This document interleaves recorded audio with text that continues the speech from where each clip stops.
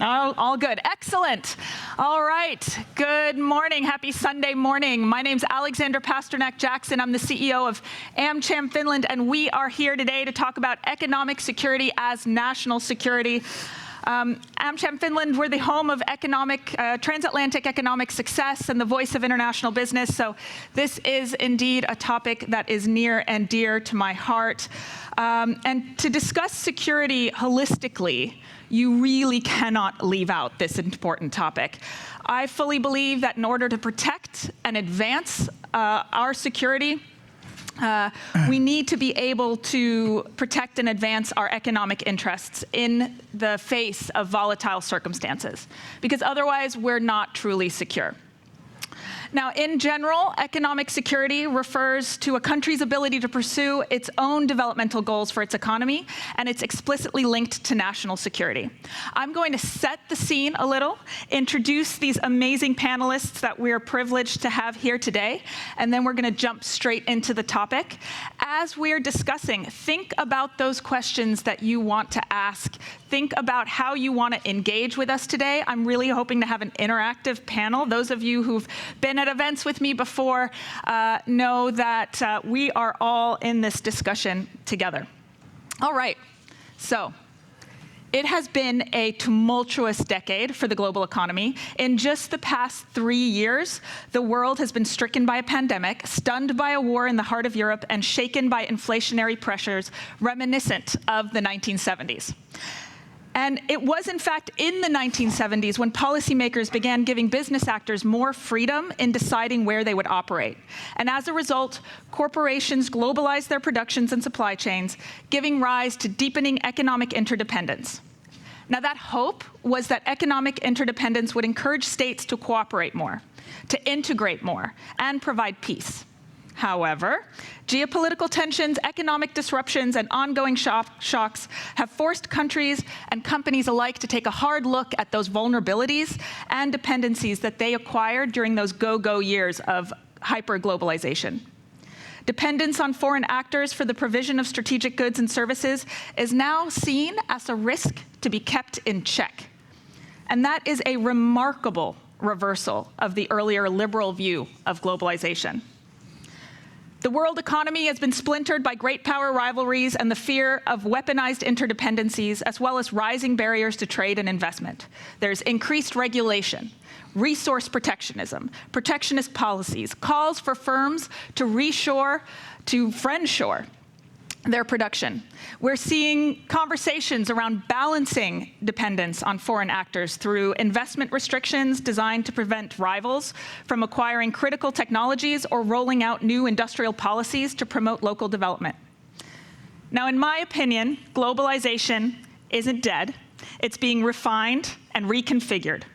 However, the notion of economic security as national security is fundamentally altering policymaking, and I'm sure the conversations that you are having today. Is the interdependent fabric of current economic relations coming apart? How far-reaching will those consequences be to the international system? Now, for many of us, including me as I run the AmCham, those dense transatlantic linkages that we've built over decades are the anchor in this storm.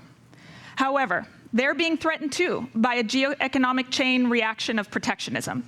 Both the EU and the US are dependent for their economic resilience on the continuity of international flows of critical goods, products, and services. So, let's dive straight into economic security, Europe, US, the world. And getting into this topic, we have our panelists. Braz Baruki is charge d'affaires of Brazil to the World Trade Organization in Geneva. He's a career diplomat, and his work is focused on geoeconomics, economic diplomacy, international trade negotiations, and foreign policy strategy. Welcome, Braz. Thank you very much. Then we have David O'Sullivan, who is the EU sanctions envoy for the European Commission. And prior to that, he's had a long and distinguished career in European public services, serving in several senior posts. And David is also a member of the governing board of both the King Baudouin Foundation, am I saying that right? As well as the European Policy Center. Then we have Sarah Borley-Dansman, who's the associate professor at Indiana University. She's an expert on the political economy of international investment and finance. And she researches how domestic and multinational firms influence and adapt to investment regulations, the nexus of national security investment, and how rules governing capital shape global networks of ownership and production. I'll also say she's a published author of the book Merging Interests: When Domestic Firms Shape FDI Policy, and a senior fellow at the Atlantic Council. Welcome, Sarah. Thank you. And then we have FIA's own Michael Vigel, who's the research director at FIA. He's also an adjunct, or the Finnish Institute of International Affairs, our hosts for the day. He's also an adjunct professor in international political economy at the University of Tampere. He belongs to the World Economic Forum Expert Network and is currently curating the geoeconomics section. So welcome, everybody. Can we have a warm round of applause for our panelists?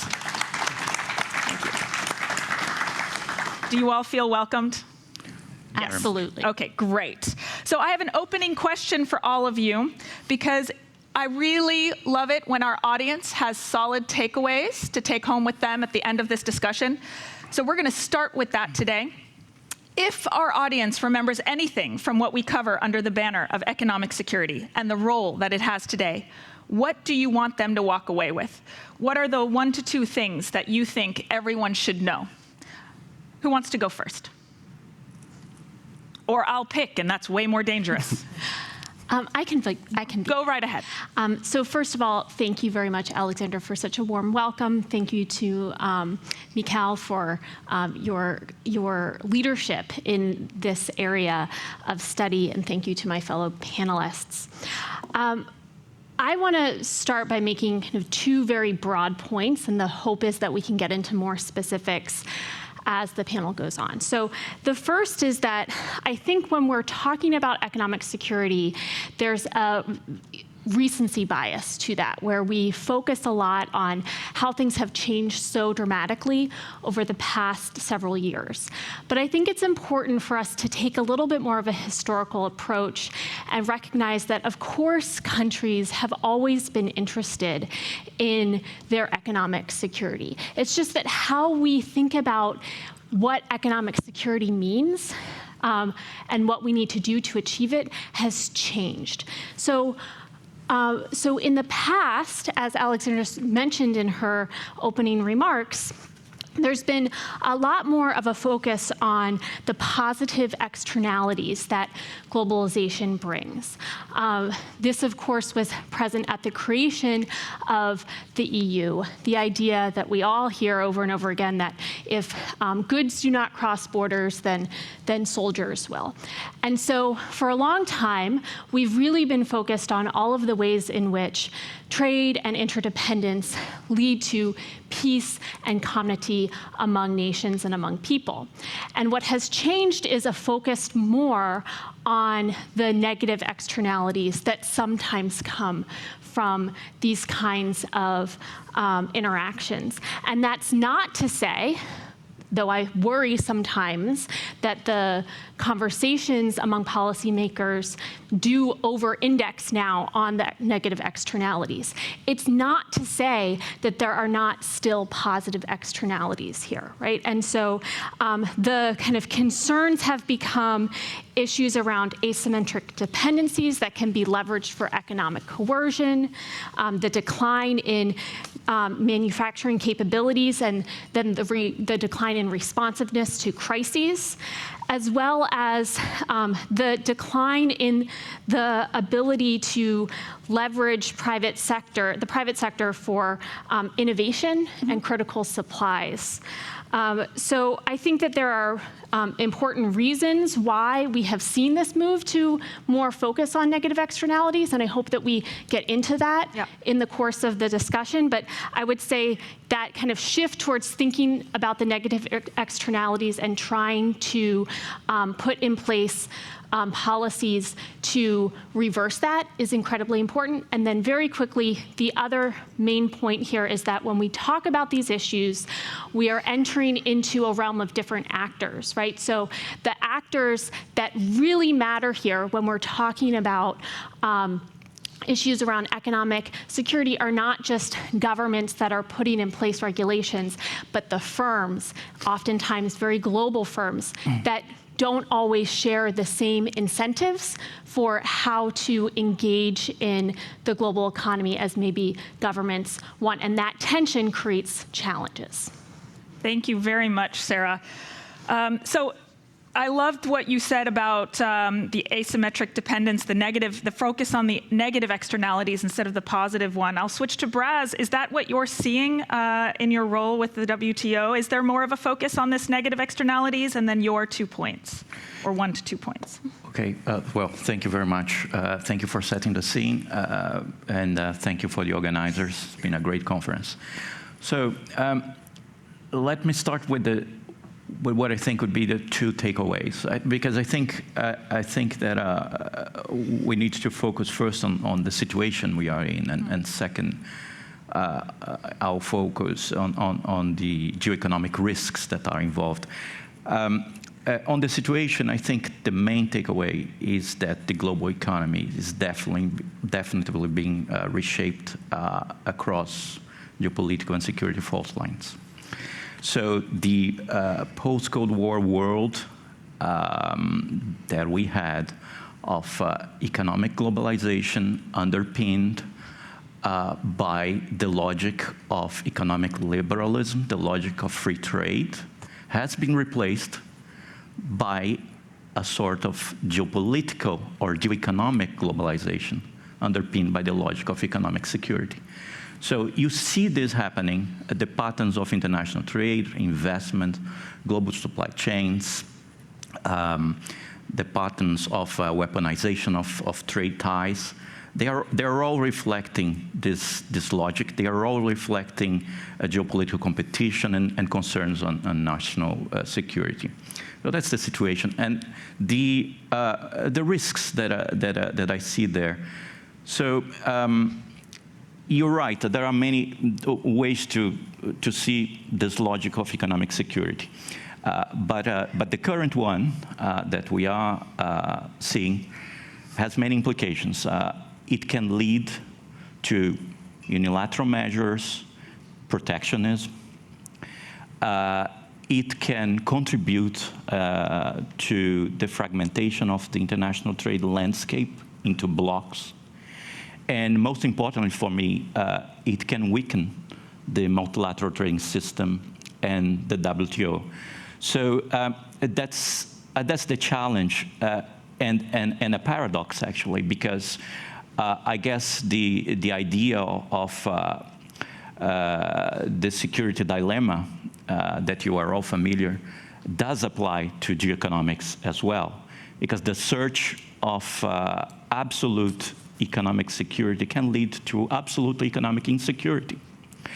And the challenge is to preserve, in part, while policies on economic security are carried out, to preserve the multilateral architecture that we have, because this architecture will be important even if, in the worst case scenario, the world is divided between rival geoeconomic blocks, because we're going to need a space to manage difference, manage competition, and manage and coexist, actually. So I think connecting economic security with the architecture of multilateral trading rules and the WTO, it's very important.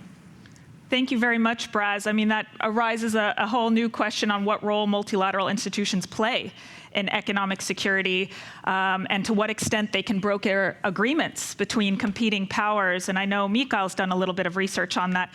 Mikael, do you want to address some of Braz's thoughts and then share your own? Sure. I immediately want to take up Braz's reference to the security dilemma, right? That's something that I wrote in the HSF report about a bit as well. And I think, I mean, most of us in this room is familiar with balance of power theory and the notion of a security dilemma. It's the closest that we come to an iron law in international relations, almost, that states react to national security threats by either internal or external balancing against such a threat, and by shoring up national defenses or military alignment, or both. And that may feed escalation, an arms race, and that's the tragedy of international relations, right? That's the security dilemma. All familiar stuff, but much less is actually thought about and talked about is that there's a similar dilemma at play in geoeconomics and economic statecraft, which Bras was alluding to. Applying export control, sanctions, investment screenings, reshoring to strengthen economic security will easily come to feed a geoeconomic chain reaction that Alexander was mentioning there to start with as well.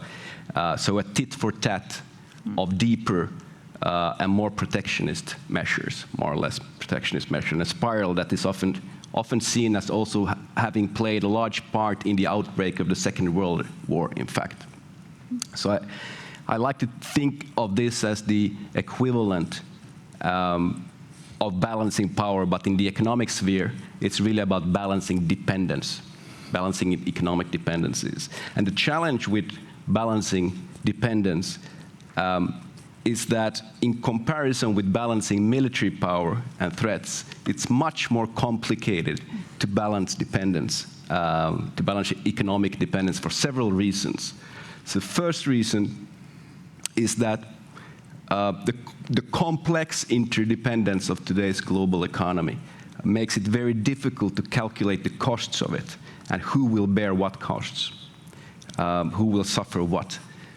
Secondly, in sort of traditional geopolitics and in the military sphere, allies usually have sort of common interests and do not directly compete with each other. They are relatively united against the adversary, usually. Whereas in geoeconomics and in the economic sphere, allies and partners will simultaneously compete internally. So even if Europe and the US agrees on the need to economically contain Russia or de-risk from China, they simultaneously are involved in an internal competition that reflect on what sort of measures they would like to see taken. And this is a potential source of friction amongst transatlantic partners and allies as well. So both of these sort of circumstances, they call for a lot of internal coordination around any de-risking approach or any economic security approach writ large. Amongst the transatlantic partners, and also perhaps with Japan, Australia, South Korea, and like-minded countries as such. And that coordination should be institutionalized somehow in order for it not to be at the mercy of political cycles, a new president coming into the White House or so, or a new commission chairman. And currently I fear, and this is sort of the takeaway perhaps, currently I fear at least that we sort of lack the proper institutions actually for for coordinating transatlantic economic security policy and for sharing situational pictures, for risk assessments, for a public-private dialogue that Sarah was referring to. And that's a real problem because it risks catalyzing the sort of economic security dilemma, not only in relation with China, but internally amongst transatlantic partners as well. So we need to really do some hard thinking about how to create those new forums for better coordination of economic security policy making amongst the transatlantic partners and allies. Thank you, Mikael. And I'll add that there's a lot at stake here. I mean, the transatlantic economy represents 16 million jobs, 5.9 trillion. And I said I don't often get to say trillion, but 5.9 trillion in commercial sales. And the US and Europe are each other's biggest investors. 64% of global investment into the US comes from Europe, and 61% of global investment from the US that goes anywhere globally comes to Europe. So there's a lot at stake for us all. Now, Mikael posed an interesting question there. David, I think you're the one to answer it. Do we lack the proper institutions to handle economic security cooperation? And then please, what are your takeaways that we should start off with? I mean, the short answer to that question is yes, but allow me to come back and elaborate on what Absolutely. that I'm sure means. Braz has something to add. Look, a couple of kind of definitional issues before we start the discussion. I mean, the interaction between national security and economic security is what we're talking about. And I think, unfortunately, in the present situation, there has been a kind of conflation of these two things, which traditionally we've tried to keep very separate. National security, in trade terms, has always been extremely narrowly defined. It's a situation of war. We have a Russian full-scale invasion of Ukraine. We've adopted unprecedented sanctions. We would argue that that's justified on grounds of national security. It's an exceptional situation. Terrorism, other kind of clear threats to law, order, the integrity of a country is the national security exemption. And that does provide for exemptions from WTO rules for all kinds of economic, but it was defined extremely narrowly. That taboo was broken by the Trump administration when they introduced the steel tariffs on the basis of national security. Some of us failed to understand that. And if we failed to understand that, we certainly failed to understand that imports of cars from Europe and Japan and South Korea, all allies of the United States, would suddenly pose a major threat to US security. And I think that this is something we need to get back to and really take a very narrow definition of how you can act to defend your national security in the economic sphere. Economic security, of course, is a much broader concept and frankly, much less well defined in international law. It is simply basically the notion that you don't want to be over-dependent on external suppliers, either as importers or either what you import from them or what you export to them. Now, COVID, of course, brought this out. The extent to which there was maybe a risk of overdependence on certain suppliers, which at a certain moment could become a barrier to domestic policy objectives. So I think there is a re-gearing that's going on between resilience and efficiency. You need to certainly avoid over-reliance on a single source of supply for a critical product of any kind, whether that's a raw material or whether that's a finished product, such as medical supplies, or even, as we saw, personal protection equipment in a crisis of a health crisis. But I think we are now drifting towards a definition which is also that you need to reshore or rebuild certain industries on your own territory. I must say I'm a bit nervous about this.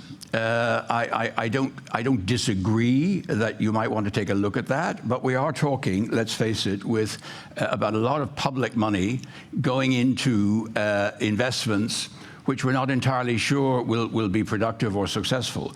And certainly from a European perspective, I remember very well the debates of protecting our steel industry, our shipbuilding industry back in the 70s and the 80s, when we massively invested in those industries to try and keep the jobs in Europe. It failed, and if we'd invested that money in R&D, in education and training, it would perhaps have given us a far better return. So I think there's a risk that in this situation, we all repeat those errors of the past, which is not to say that we shouldn't look at some very strategic industries and perhaps encourage their development on our territory, but we need to be careful. And I think, for me, the one thing I would say is that the so-called failure of globalization is more often a failure of domestic policy making than a failure of trade. It was a failure to take the consequences of greater openness, invest in education, training, regional development. I think we in Europe have done that slightly better, for example, than has been done in the United States. But I worry when I see some of the economic policy thinking coming out of the present White House, and I'm a huge fan of the present White House on many things, but not greatly on their economic analysis, that they think it's all about the trade and not about investment in people, in regions, and in R&D to make your economy competitive and resilient. The final point I would make is that on globalization, we should not forget the huge benefits of globalization. And it's not just about the EU and the US, ladies and gentlemen. Let's not forget there's a whole world out there which is utterly dependent on globalization. The whole benefit of the global trading system was to enable even a country like China to lift people out of poverty, Brazil, Latin America, Africa. How do we help these regions also have their own economic development, which is crucial for our own peace, security, and our own economic development. How do we address an issue like climate change if we don't have globalization, if we don't have transfer of technology? And so I think we need to be very careful that we miss that piece of the puzzle, because it's not just about what we do domestically or even the transatlantic agenda, hugely important though it is, and we don't have the right institutions at the transatlantic level. I agree, we don't. I think, for example, on the Inflation Reduction Act, and as an Irishman, I refuse to use the initials, for the Inflation Reduction Act, there was a trick lost not to grant the Europeans the same exception on the electric vehicles as was given to Canada and Mexico. That was just perhaps an oversight, but it's a small example. There are many other things we need to work together. But the fundamental point is, and here I join Braz, we need multilateral rules. We can't manage this global situation without having a place where there are rules and where we have arbitration and decisions about who's respecting the rules and who is not doing that. That is the WTO. The single greatest loss in everything we're doing has been the diminishing of the role of the WTO, the collapse of the appellate body, the failure in 2008, and Braz and myself were both there, for the Doha Development Agenda, which was a strategic mistake on behalf of the international community.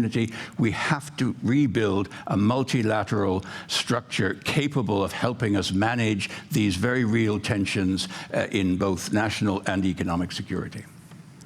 Thank you very much, David.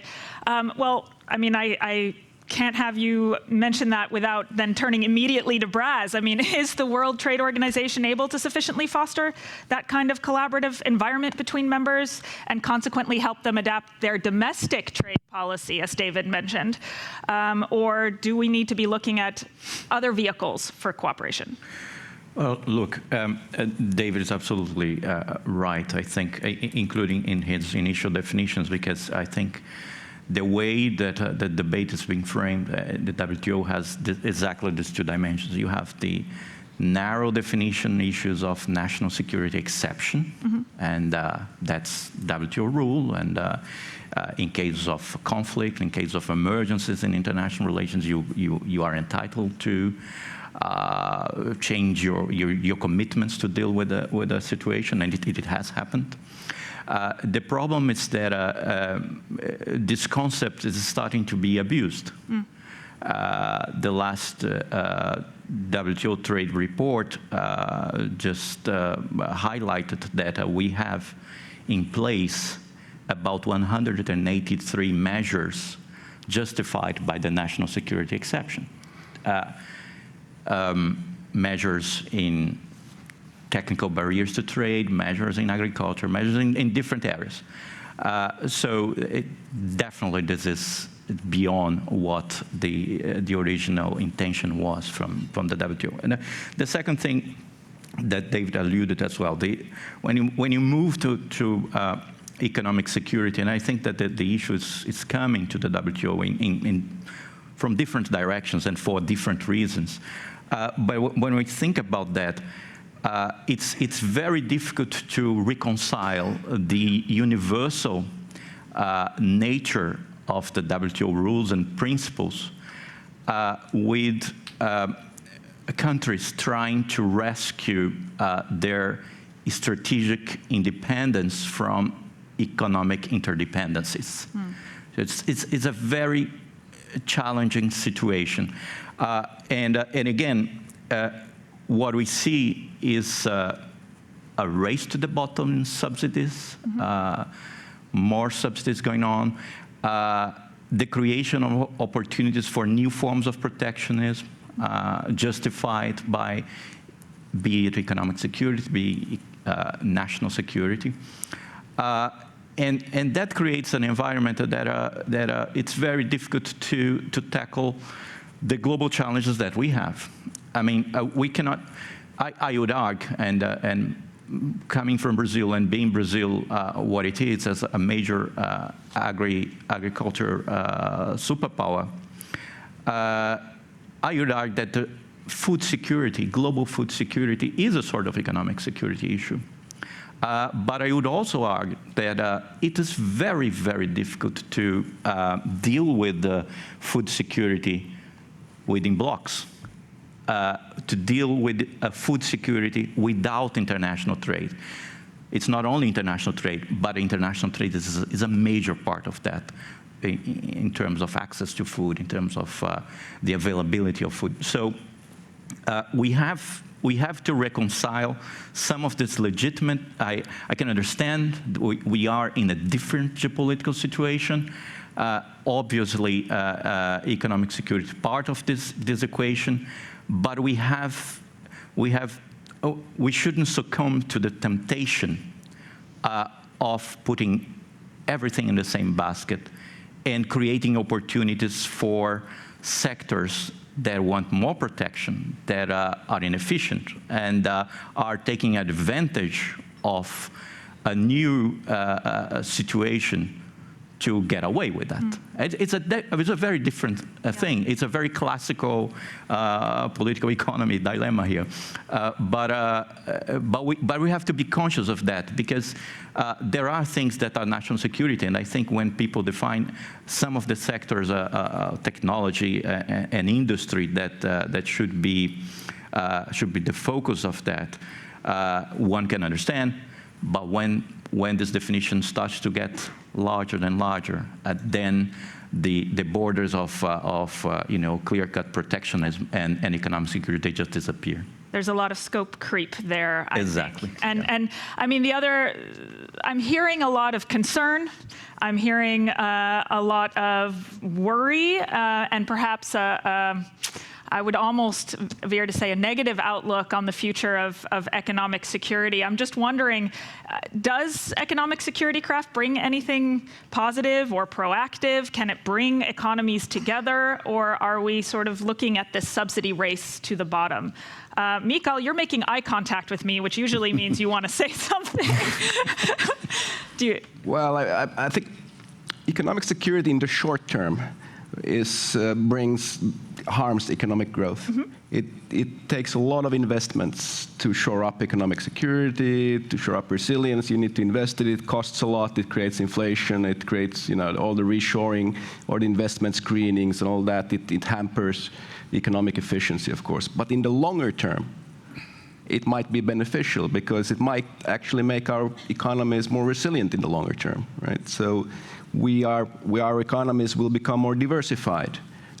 So we can withstand shocks better if we have more diversified economies and if they're more resilient. So I wouldn't necessarily think, I think it's really a question of time perspective. In the short term, not so good. In the longer term, well, it might turn out good after all. Thank you, Mikael. You were mentioning the word resilience, and when I think of resilience, I immediately think of all the discussions around supply chains. And supply chain resilience really came to that forefront during the COVID-19 pandemic, Russia's war on Ukraine. What have we learned about how supply chains might look in the next global crisis? Have governments learned anything? Have private actors learned anything? Sarah, do you have a comment? Yeah, well, so first of all, this is a really fantastic and wide-ranging discussion. I think that one of the problems has been, kind of going back to this idea of negative externalities, mm-hmm. right, is that when we think about firms maximizing efficiency, that led to just-in-time supply chain structures. Mm-hmm. And what we learned from the pandemic is that it is not good for the entire global economy, which is incredibly complex and has multiple layers of fragmentation along so many supply chains, to organize in a way that only maximizes on efficiency, yeah. and doesn't optimize between efficiency and resilience. And the problem is that from individual firms' perspectives, without different regulatory guidance, maximizing on efficiency is what they're likely to do because of what that means for short-term profits, because of what Mikhail said about how when you start to engage in more resiliency thinking, it takes, it's not as efficient, it takes resources, it decreases short-term profits.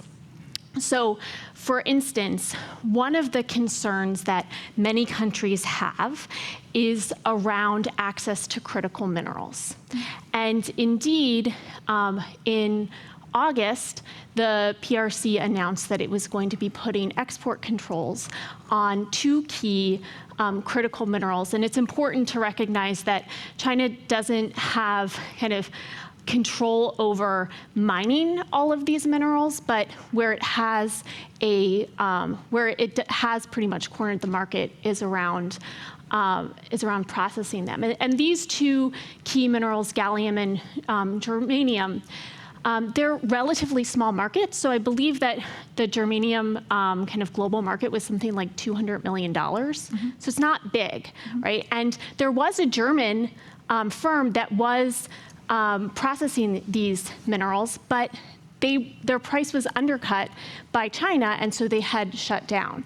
And so that is one of the reasons why when we start to talk about kind of resiliency in supply chains, governments are brought into the equation in terms of subsidies and so forth, because there is not really a kind of commercial viability to doing some of this resilience without government support. And that in the end is a political decision, because it is a decision where we're trying to figure out how do we find ways to intervene in areas that we deem as super important for our national security and our kind of societal resilience, but without going too far so that we just end up in the sort of subsidies race that others on the stage have been mentioning. And that's a really challenging balancing act, and I agree that that's why it's important to have architecture and places for discussions on these points.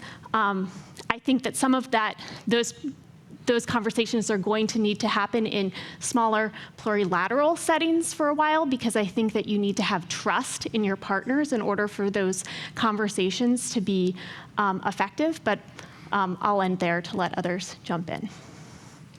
Thank you very much, Sarah. I think that's an excellent point. Currently, I think for critical minerals, China accounts for 98% of EU imports on that. So that's also quite alarming if we're having a conversation about dependency. But then whose role is it to keep Europe, the US, the world competitive? Is it governments? Is it companies? When it comes to these subsidies, whose job is it to make sure that our countries are competitive? Well, I mean, just to take Sarah's point, I mean, I think it's absolutely right that in the light of the pandemic, in the light of the weaponization of the export of certain materials or the trading of certain materials, every country takes a strong look at its supply chains and the risk that it may be overly dependent on one or other source for the supply of critical products. We in Europe took a very hard lesson with our dependence on Russian energy, which we were warned about. But I mean, again, people favored efficiency over resilience, price over long-term costs. So I think that is a sensible thing that needs to be done to diversify supply, to plan for the possibility that certain supplies might be cut off. I mean, China's action on those minerals, of course, they would say it's in retaliation for things which the West has cut them off from. So we need to, that's a whole other discussion we could have about China. But I mean, in terms of competitiveness, look, ultimately competitiveness is about companies. But of course, there are different policy environments which governments can create. And you've only to look across the world to see very different models of the way in which governments promote competitiveness. And I come back to my earlier point, but it really comes down usually to research, development, training, education, and to a certain extent also regional development, which is helping parts of a country which are adversely affected by shifting patterns of competitiveness to reinvent themselves and to find new ways of making their economic living. So it's the combination of these two things. But I think what I worry about in the present situation is that we're getting back to a situation where people think, oh, competitiveness is we have to produce everything at home. And frankly, this is BS, right? I mean, that is not the way forward for any of us. We in Europe have to trade amongst ourselves. We have to trade transatlantically. We have to trade with the rest of the world.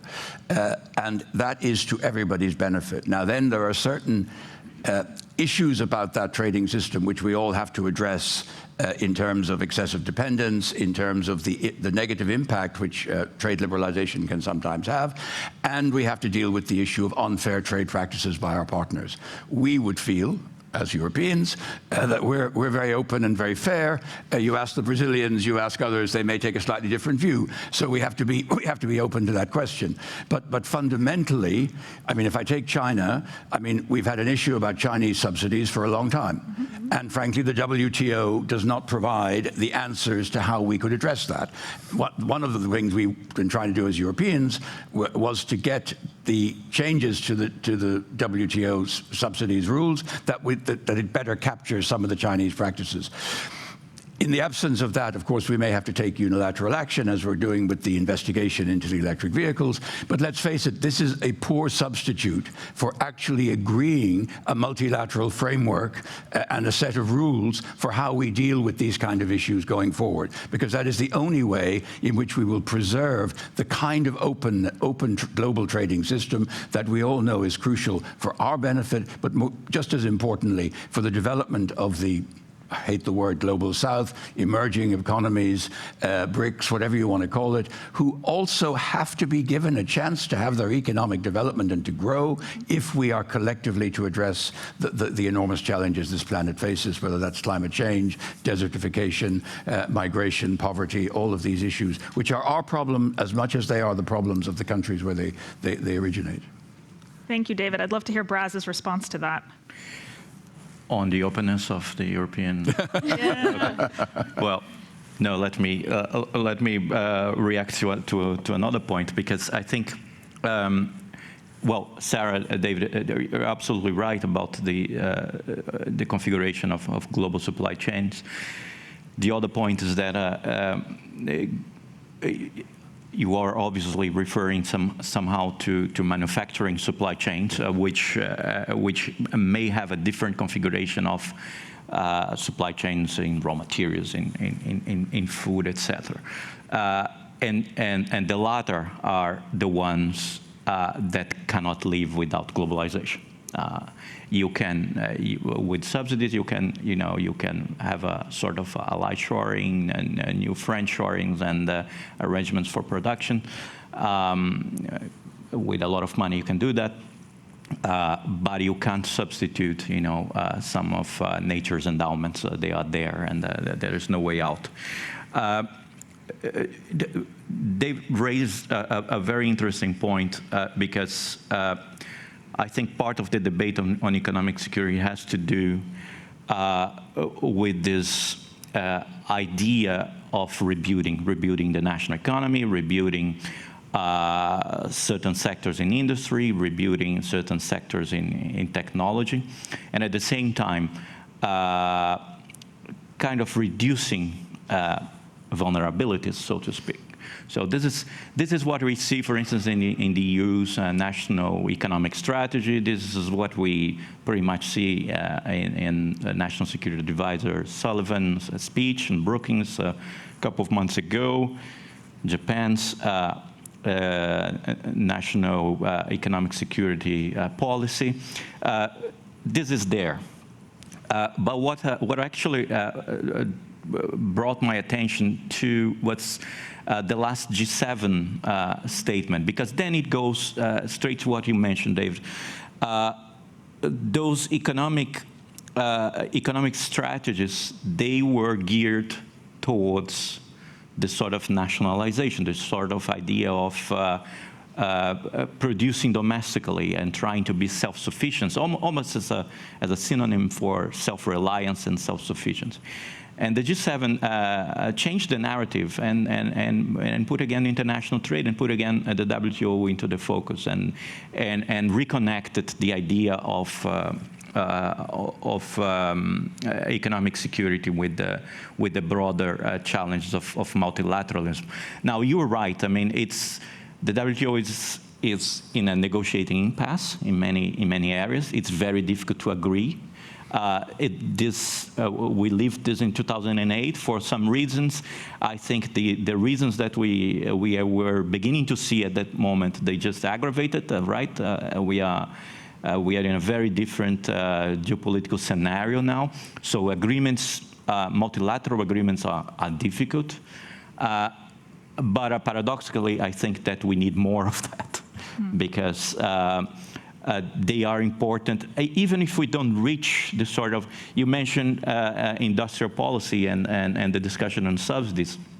Even if we are unable to agree on a common definition and a common agreement of what to do on industrial subsidies, I think the fact that we are discussing at the WTO these issues, that we have a space to vent these differences sometimes, and that we have, the possibility of going into different avenues. This is very important. This is fundamental. I guess that jaw is better than trade war. Thank you, Braz. I cannot leave this panel without asking David a question on, in July this year, the EU implemented the new foreign subsidies regulation empowering the Commission to prevent state-subsidized companies from producing in Europe or bidding for public procurement contracts there. And while the rule was originally intended with China in mind, as I understood it, it could negatively affect US and European companies that are enjoying state subsidies under IRA. I also don't use the other pronunciation, or related legislation. So how could transatlantic governments work together to ensure that transatlantic trade, investment, and commerce continue? We mentioned the frustration of multilateral institutions, and yet it seems to be the only way forward. Is there anything else that can be done? Yeah, I mean, obviously, the European Union continues to have a policy of trade expansion. I mean, we're still engaged in the negotiation of comprehensive free trade agreements. I mean, we are doing our best to keep global trade flowing, imperfectly perhaps, subject to some criticism. But I think if you look at the overall picture, it's extremely positive. Obviously, the mood has changed, as we've been discussing on this panel. I mean, frankly, the United States has equipped itself with a lot of weapons, going back to the 301, but also 232. Now the Inflation Reduction Act.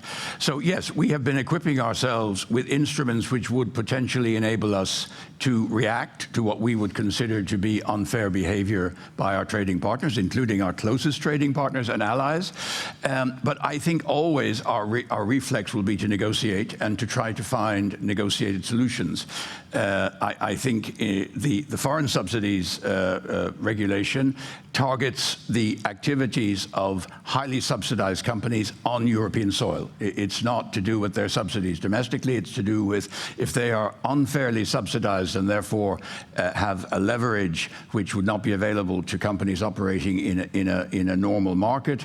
We don't want them being able to buy up or to have unfair advantages on the European market. It's got nothing to do with the subsidies domestically.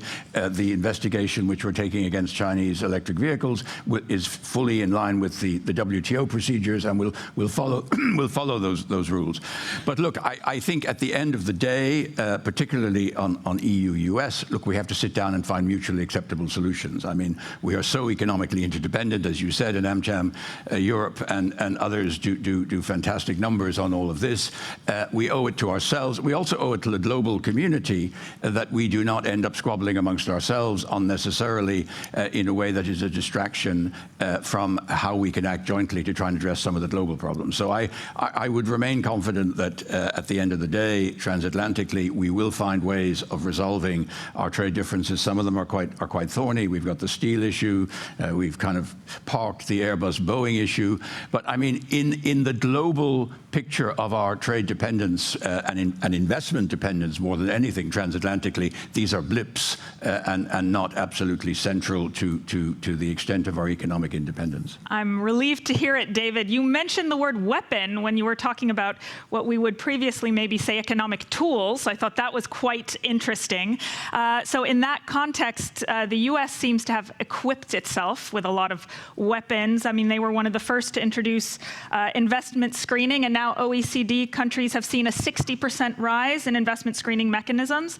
And they do require closer coordination and dialogue between national policymakers and the private sector. And I am all for public-private dialogue. We need more of that so that government decision makers can understand how companies grow, invest, and innovate. But regarding cooperation on investment screening, Sarah, I know that you're an expert in that area. Could you talk to us a little bit about what is happening in that space and if there are other best practices that we could apply to economic security policymaking? Sure. So I know that you want to talk more about this kind of public-private kind of component and how we think about firms being important partners with governments in this area. And we've been spending most of our time talking about trade. And I understand the concerns around kind of very expansive definitions of economic security in the trade space. I do think that when it comes to investment security, we have managed to keep this relatively narrow. In the US, we are very clear that this is that CFIUS, the Committee on Foreign Investment in the United States, is concerned with national security risks that arise from specific transactions. And even in the EU space, there was a discussion at first when the EU started to discuss a union-wide investment screening mechanism or cooperation tool. And it was very clear from the beginning that despite France wanting to structure this as an economic security measure, that member states said, no, this is national security, and that's why at the EU level, it's just a coordinating mechanism because the competence remains at the member state level around actually screening. But one of the things that has occurred as more countries have put in place screening mechanisms is that many European countries use sectoral structures. So if you're in a particular sector, you have a mandatory notification process. But increasingly, there are cross-sectoral rules, and some of those rules are voluntary, where you as a company have to decide whether you think that your transaction might represent a risk that the government is going to care about. That's how the US system works by and large.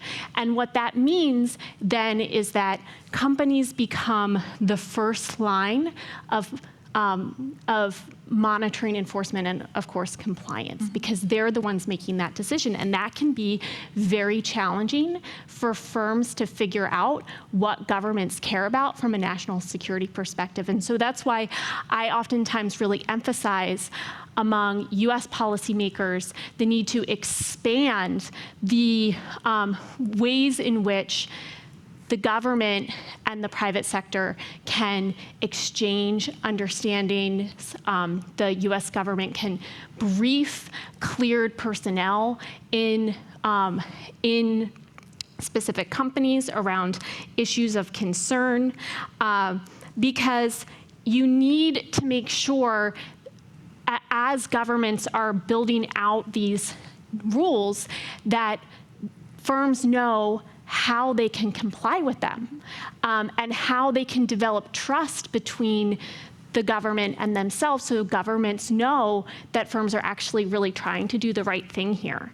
And so this is particularly important in countries that have, where their firms might have limited intelligence capabilities to understand opaque ownership structures for potential companies that they might want to partner with. This is an area in which governments can really help their industry understand more how to comply, but that requires different ways of engagement, having informal guidance, the ability to go to the government and get advisory opinions, and that requires more work on the part of governments and bureaucrats to be able to do that, but I think that it is time well spent. I completely underline that it is absolutely time well spent for the public and private sector to get on the same page. Thank you very much. And with that, I would like to open the floor for questions, and immediately a hand shot up in the front. I love that. Please introduce yourself, say your name and the organization you represent before you ask your question.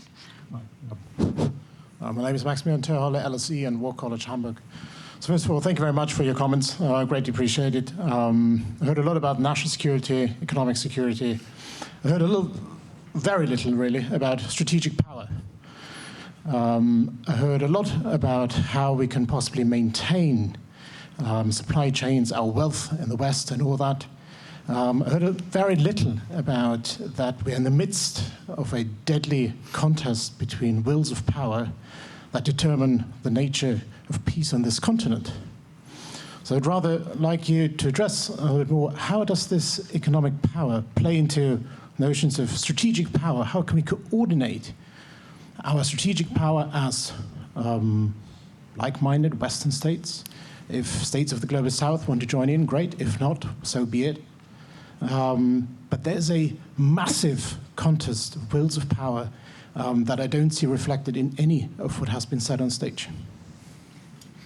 Who wants to take this on? And I can already see some questions in the back too. So I mean, look, I understand what you're saying. I mean, obviously, for those of us in Europe, the conflict with Russia following their full-scale invasion of Ukraine looms very large as a strategic issue. And there we have taken unprecedented steps of economic leverage as part of our package of trying to provide the maximum support to Ukraine, military assistance, macro-financial assistance, and the sanctions. I think what we've done on the sanctions is unprecedented. We've never seen sanctions like this. I think it is having a fairly major impact. I mean, we could have a separate discussion. I know you don't want to go into that now.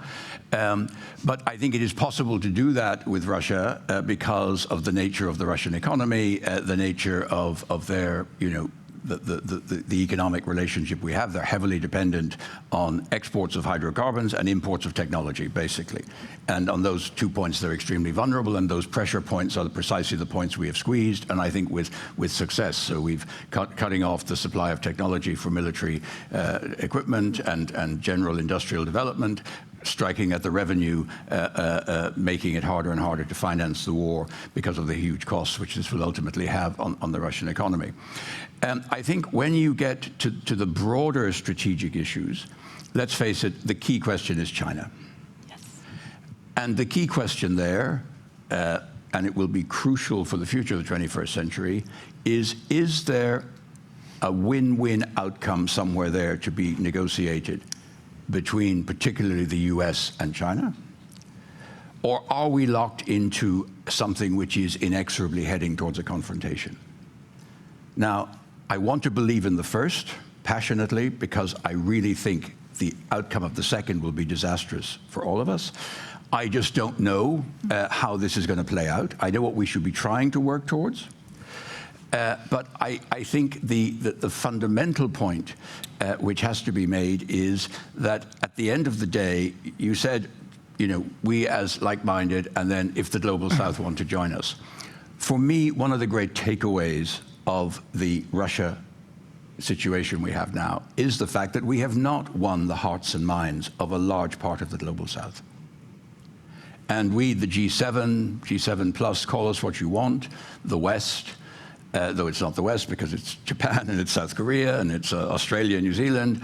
But we have to understand, as I think in the previous panel people said, yes, we have 140 votes in the United Nations, which is fantastic. But the fact is, many of these countries view this as a purely European conflict. The Europeans at it again, right? 2 world wars, now they're starting again. Not our problem. We've got other things to worry about. We're not going to get involved here. And I think we have to take a lesson from that, some humility as the West, that we're not succeeding in reaching out and building a common narrative with the rest of the world about how we build a future. In fact, Russia's full-scale invasion of Ukraine is a massive affront to global security. There is not one country in the global south that doesn't have a border dispute with somebody else, and frequently with a large neighbor. So they have every interest that the UN Security Charter is defended and protected. But that's the challenge we have, and I think we need to try and figure out how we get to a better place in our discussions with the rest of the world on these global issues, including giving them the space for economic development, which they feel for the moment we don't do. So there are huge strategic questions. China's the obvious one, but then the link to the China question is how do we deal with the rest of the world? And there's a large part of the rest of the world out there that we need to work with. Mikael, do you have an answer to that? Yeah, I want to take up this because so far we've talked a lot about the negative instruments, the investment screenings and the export controls and the sanctions, right? But part of strategic power is, of course, inducements as well. And how do you use carrots and inducements to attract other countries? And the Western powers have been very successful in that in the past. The Marshall Plan was very successful in attracting certain countries that were on the verge of falling over to the Soviet sphere and binding them up to the liberal order, so to speak. EU enlargement has been a successful inducing countries to tie themselves to Brussels and the European Union. And I think we are in a similar situation now that David was talking about. We need to attract emerging countries in what some call the global south, and we need to find new instruments for that. The Global Gateway is one way, of course, to compete with China's Belt and Road Initiative of that. So there's a competition going on for these third countries, and we have trade negotiations at the time being with India. The problem perhaps in these trade negotiations is that the EU puts the level of ambition so high that it's hard to see India actually making that, or the parties coming to an agreement. We might want to lower a bit the threshold and the ambition of those trade negotiations and agreements in order to get to an agreement actually and tie them up. And we have the EU-Mercosur agreement there without ratification. These are the sort of instruments that one can still use and which are more on the positive carrot side of things that we should think more and harder about as well. Thank you, Mikael.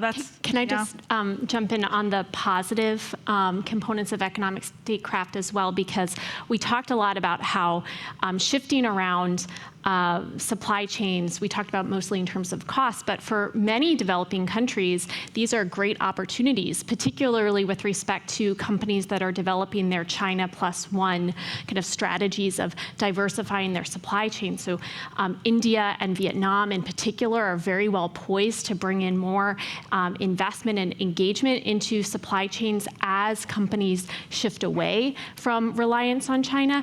And then with respect not only to thinking about new infrastructure investments, there's also a ongoing discussion that's very challenging about what to do with debt restructuring in the developing world, where many countries are in very bad shape right now and desperately need debt restructuring.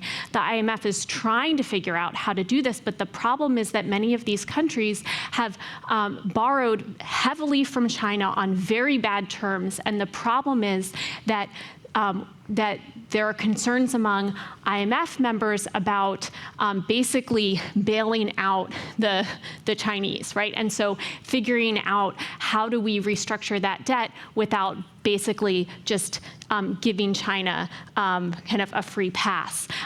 So those are all things that indicate that there are ways in which there can be far more engagement on talking about why the kind of Western plus coalition is a better long-term bet net for many developing countries than siding with China and Russia. With the amount of topics we've already kind of pinned and side-tabled, I think Helsinki Security Forum needs to give us 2 hours next year. There is a question in the middle back there. Hello. Jens Hillebrand, Paul FIA. So as the international lawyer in the room, I'd like to make a comment, and then I have a question. My comment from a legal perspective is that there is no court, international or domestic, that has upheld a legal definition of national security. And so from an international perspective, we have the WTO, International Arbitration Tribunals, the International Court of Justice, none of them ever having wanted to put a frame around the notion of national security. And at the domestic level, that's the same true as well. In the United States, we have the famous Rawls case, where the United States Supreme Court also declined to put a frame around that concept. So without a limit of what is legally national security, it's very difficult to maintain the argument that you can somehow maintain a separation between national and economic security. My question is relating to the notion of de-risking, which I think has been conspicuously absent from the discussion so far. So in March, Ursula von der Leyen dropped this new buzzword into the pot, and a month later, Jake Sullivan, in his famous new Washington Consensus speech, built on this notion of de-risking. So I'd like to hear from the panelists what their take is on that and how it's going to be achieved. Thank you. I mean, I think we just haven't used the term, but I think actually we've been talking about it when we talked about the balance between resilience and efficiency of companies. We talk about no excessive dependence on one supplier for products, whether those are raw materials or those are manufactured products maybe of critical importance in a health crisis or whatever. So I think that is the sort of the basic discussion that we're all going through. How do we avoid excessive dependence on a supplier or an economic partner, which makes us vulnerable to the political use of that dependence? And that I think is, obviously everyone has in mind China, but it applies elsewhere too. It applies certainly for us in Europe in relation to energy from Russia. So I think de-risking is a very good concept because it is used in opposition to decoupling. Decoupling implying the breaking of global ties and a sort of retrenchment back into the national or the regional sphere, which I certainly think from a European perspective is absolutely not what we would ever want to see. We live by trade, we're dependent on trade, but we have to be intelligent in the way we manage that we do not create excessive dependencies which make us vulnerable, either from a national security point of view or from an economic security point of view in terms of critical minerals or critical products which we will need for our economic development. So sorry if we haven't used the term, but I think it's been implicit in nearly everything we've been saying. And I think it's been quite a helpful concept, in fact, de-risking, because it has helped forge some kind of consensus between Europe and the US among how to deal with China, because before there was a bit of a rift, say US putting more emphasis on decoupling, that would be a sort of a hard sort of unbinding of ties, whereas now it's much more about, the discussion is much more about really the balancing of these strategic dependencies and not the diversification of and I think that has been helpful. In fact, von der Leyen, when she launched the concept, it was immediately taken up by Jake Sullivan, and the discussion has sort of become closer, I think, amongst the transatlantic partners. And I'll also add that companies have a varying definition of what de-risking actually means for them, because for them they're identifying these strategies to maintain but also to expand their commercial ties with China while mitigating those supply chain vulnerabilities. While for states that often means also promoting trade and investment and protecting those core economic interests, and also, which we haven't touched upon today, but is included in de-risking human rights as well, in terms of protecting our values. All right, there was a question right there. The hand is up in the back. Thanks, Barry Pavel, the RAND Corporation. I really like this last part of the panel discussion, which to me is kind of at the strategic level. And if you take as the premise, this is a new era of history in which these tools, economic, positive and negative, technology, positive and negative, are really going to increasingly define geopolitical outcomes, then this should be a time of great creativity in establishing new frameworks, new paradigms, new institutions, as we heard a little bit during the discussion. So maybe as a kind of lightning round last set of answers, what would be the one new arrangement in light of this premise, if you agree, that should be developed to strengthen, let's say, like-minded outcomes, or outcomes for geopolitical purposes among like-minded advanced democratic economies? Sarah, you want to go first? I mean, the low-hanging fruit here is that we need something to replace the Wassenaar arrangement, which is what we use for controlling dual-use technologies, because Russia is in it, and so it operates by consensus, and that obviously is not going to work going forward. So to the extent, we didn't talk that much about technology on this panel. I think that the kind of technology concerns, particularly around dual use, are incredibly challenging because dual use has expanded so much in the last 20 years, but that's where I would begin. Super. Miko? Well, I think the problem is, as we've been discussing here, is that most of our current international institutions have been geared for an entirely different time. For a world of free trade and a situation in which policymakers very much adhere to market economics and market capitalism, and that's really not the case anymore. Now we have sort of geoeconomics and what I would call strategic capitalism, right? And we don't, and the intermeshing of security policy making and economic policy making. So what are the institutions that could handle this sort of situation now? And I'm afraid it's difficult to see that being handled on a really global level.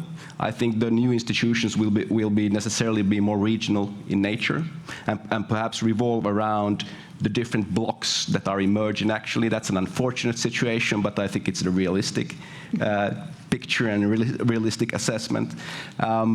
Together with some colleagues a couple of weeks ago, with Heikko Borchert, who's sitting there, we made an initiative for a sort of a center of excellence on transatlantic economic security, which could make sort of risk assessments, could be a forum for public-private dialogue across the Atlantic, because this would be really important, because when we're talking about economic security and de-risking, the private sector needs to be involved. The states cannot do it on their own, and I think Sarah alluded to that before as well. We need to get the private sector in there to that and create that sort of strategic dialogue. So something around those lines. Perfect. Thank you. And AmCham's happy to help with that, by the way. Braz? No, look, I also find very useful to frame this discussion on a more strategic level. I just would emphasize, I'm sure this was not the intention, but I think that also framing, if the Global South is not, so be it, it's not helpful, I guess, because, well, first, I don't like very much the idea of Global South, mainly because my friend David here will double count as North and West. But apart from that, I think you have to think of also the Global South as a force for reform. And I think that a new economic order, a new reformed multilateral system will only be effective when some of these interests and some of these concerns are part of that. There are problems that will always be multilateral and universal. You can try to solve some issues in blocks. There are significant limits for that. So we have to find a way to coexist. We have to find a way to make diplomacy. That's the bottom line. Thank you, Braz. And just wrapping it up, David, 20, 30 seconds on... Look, the existing multilateral institutions pretty much address the issues. That is, You have the WTO dealing with trade. You have the IFIs dealing with the issue of development. And in that, I would include climate change. We haven't talked much about climate change at all. But I mean, it is the single greatest threat that we face. And the technology point that Sarah made, because I think where the national security and the economic security really gets blurred is in this whole, the technology side of things, artificial intelligence, the extent to which technological development is not just an economic issue, but it actually has serious national security. So revitalizing the existing frameworks, and they're all there, but making them work in this new situation is absolutely crucial. But I echo Braz's point that this has to be a truly global effort. Mikael may be right. Maybe we can't bring on board every country, and we may need coalitions of the willing, but part of those coalitions of the willing have to be not just the G7 or the West. It has to be an attempt to bring in all the major players in the global situation, without which we will not be able to address these challenges. Thank you. That was quite a call to action to end on that we should all be taking away from us. A warm thank you to Mikael, Sarah, David, and Braz. I'm Alexandra Pasternak-Jackson, the CEO of AmCham Finland, and I really appreciate the time today. And a warm welcome to our MC and host, Charlie Salonius Pasternak. Thank you very much.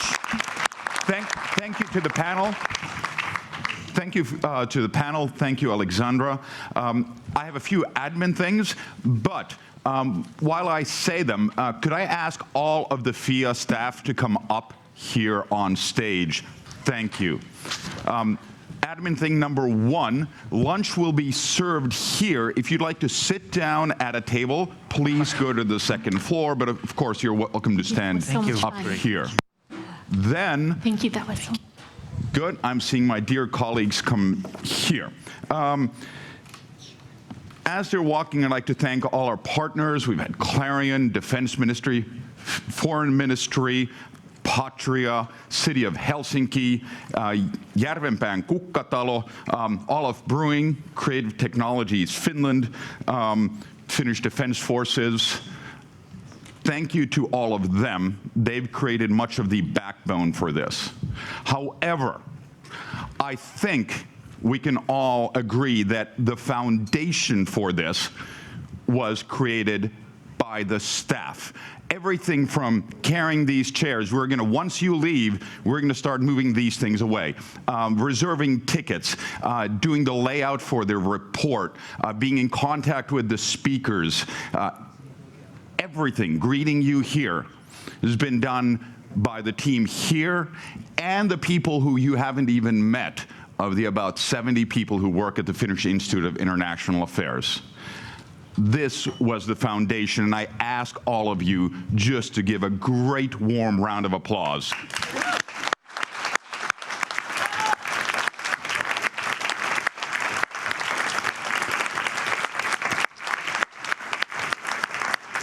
I would like to highlight Kukka Mariakovsky because she's the head of strategic partnerships at FIA, but also head of the secretariat for the Helsinki Security Forum. And while all of us were needed to create the foundation, we would never have gotten here if it weren't for Kukka. So thank you, Kukka, also.